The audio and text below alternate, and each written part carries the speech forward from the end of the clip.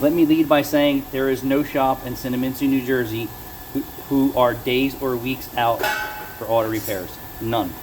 Not even the transmission shop. Not even one of the busiest body shops. I think it's in Delran, but I consider it Cinnaminson area. Not even those guys. Typically, they have cars around the block, stacked everywhere.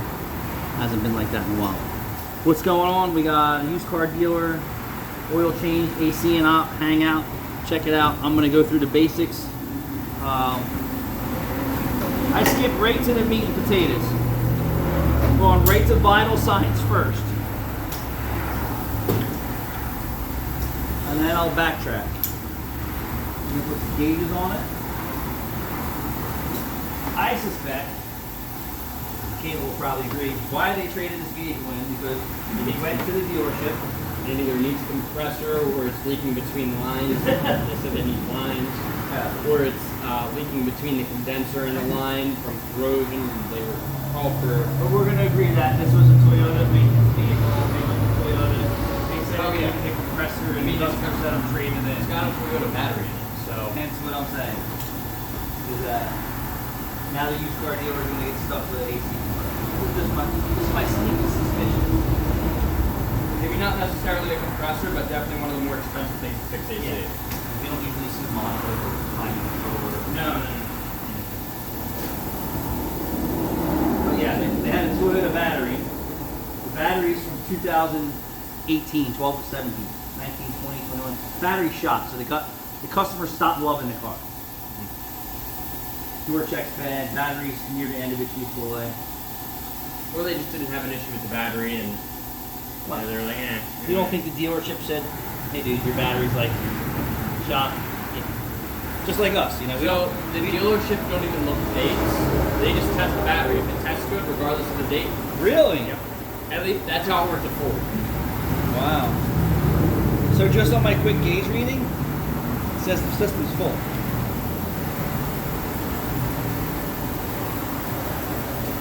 So I'm going to show you the gauge reading on the machine instantly, which tells me there's another problem.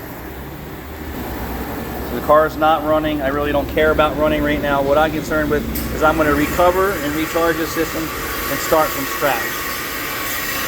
So this tells me that it's probably the compressor, but we're going to find out. So I'm going to recover, recharge this, and we're going to find out what's going on. I'm going to start from scratch, and then we're going to move on. So while we're doing that, and then I'm going to start looking around the car with UV dye. Let me just show you what Caleb's doing over here.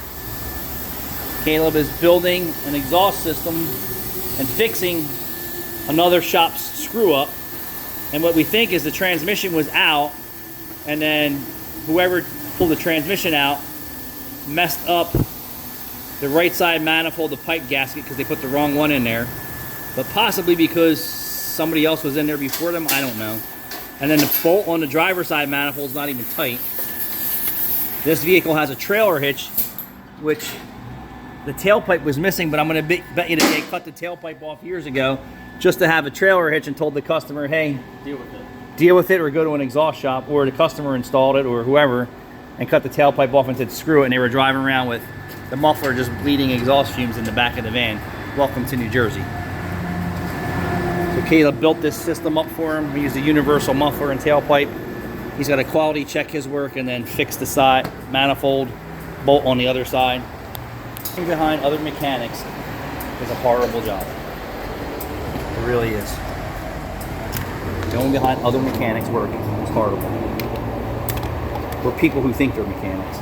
When I say this, we had, what year was that F-250, Caleb, that you put the cat? 16 F-250. Dealer sold the car left. Customer said they did a tune-up on it.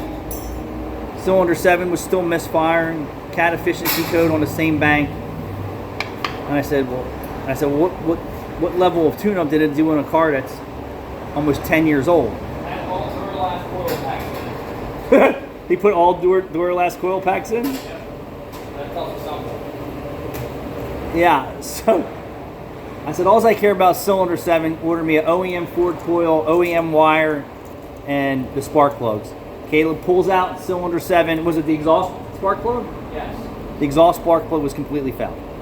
So did the customer even do the intake and exhaust tune-up side? We don't know. So I believe they did the intake side all around, And they didn't do and the they exhaust. didn't do the exhaust. And that's so when the customer says, "Yeah, I tuned it up," even for a guy like me, I have to question what they did and the quality of parts. Turned out he only did all the intake stuff. He never did the exhaust stuff. That would be my guess. Right? Not realizing probably it had 8. You know, when you talk about a full tune-up on that, right? It's 16 plugs. It's 16 spark plugs, 8 coils, and 8 wires. Yep. That's an expensive tune-up. Yeah. Yeah, that's a $1,000 tune-up in parts. Yep. So when I looked at the spark plug, I wanted to look at the spark plugs when it's done. And Caleb, I said, "What was the condition of the spark plugs?" He said, "One looked great, and one was fouled." How about that? But yep, I tuned it up, but still misfiring. You didn't even finish the tune-up. Yeah, I mean, it's $200 in good spark plugs alone. Spark plugs are normally around $12 a piece. I think 1 coil, 1 wire, 2 spark plugs from the dealership cost $200. 1 coil, 2 spark plugs, and 1 Our wire. cost. Our cost, $200. That's crazy, right? Yeah. I think that's $1,200 or $1,600. Yeah. All right, so now what am I gonna do? Woo! I'm gonna lay some UV light on this just to do my job. That's what I'm getting paid for.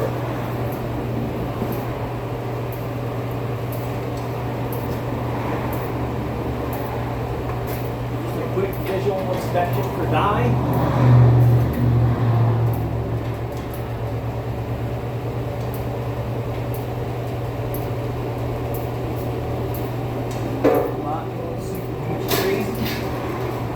Just a quick UV dye light check.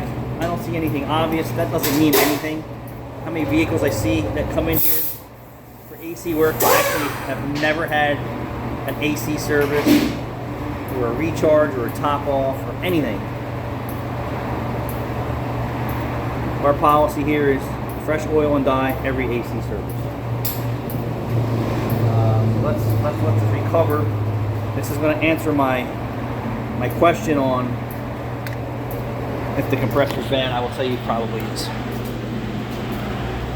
I don't even know what year the car is, but based on my experience, I'm going to tell you the compressor's bad.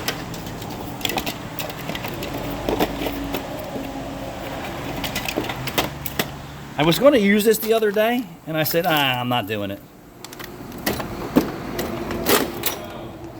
2012, so 13-year-old car. Chances on it needed a compressor are very likely. Expansion valve looked good on the base readings.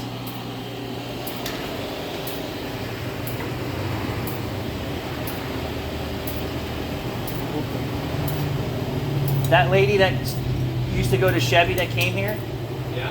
and she started using us for exhaust and oil changes. She's like, I got high mileage and your car's in good shape. You're just paying triple, quadruple in repairs going to the dealer. And then she's seen the difference in the quality and the pricing here and getting her car fixed. She saved a lot of money just in 2 services already by not going to the Chevy dealer for her vehicle that's completely out of warranty. So, and then she did tell me, I think she spent $1,600 or $1,800 for an Equinox AC compressor. Yeah, she paid like $800 more than she needed to, and only get a 12-month, 12,000 mile warranty. You know what they're going to tell you? If she showed up in 13 months, sorry, it's out of warranty. Yep. At least here, if that happened, I'm like, hey, I'll take care of the part, you pay the labor or whatever, we'll work it out. Over there, you're not getting any of that. Yeah, you're not getting to see what we can do at the dealership. They're going to say, how much more money can you give me? So who's betting this Toyota Camry has a bad AC compressor? Let's find out how much refrigerant is supposed to be in it. Most of these systems today are, if you're lucky. Probably 1.2, 1.3. Zoom.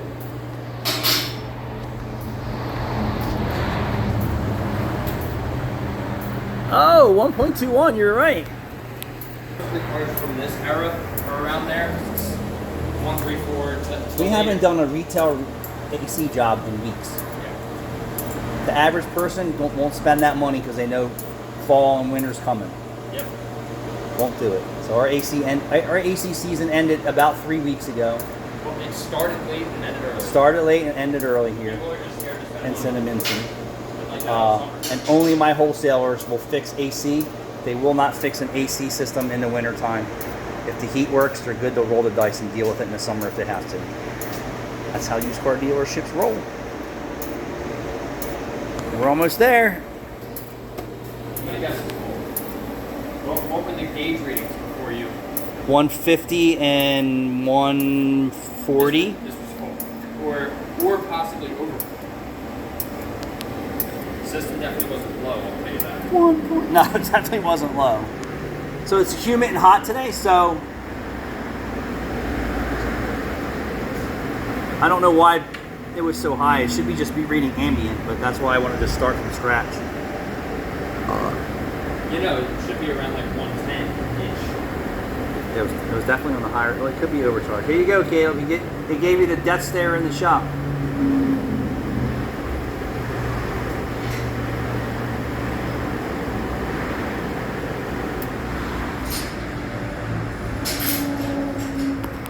You ever shoot a video and do the pee-pee dance? I'm doing that right now. Oh, it's just about full.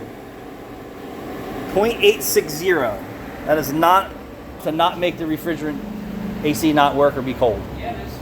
I've never seen it be that little and not work. April said it doesn't work at all. That's why we start from scratch. So we're going to see what we get. But it could have been low enough to not take you to the rest of the Possible. I don't have those answers yet, but we're going to find out. Low.